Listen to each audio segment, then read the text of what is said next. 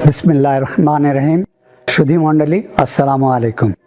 গত July August মাসে ছাত্র জনতা আন্দোলনে যারা শহীদ হয়েছেন তাদের আত্মার মাগফিরাত কামনা করছি এবং যারা আহত হয়েছেন তাদের দ্রুত আরোগ্য কামনা করছি।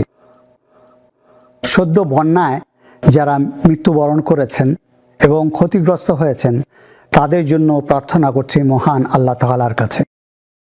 সরকার, ছাত্র জনতা যেভাবে ক্ষতিগ্রস্তদের পাশে আসে দাঁড়িয়েছে তা অত্যন্ত প্রশংসনীয়।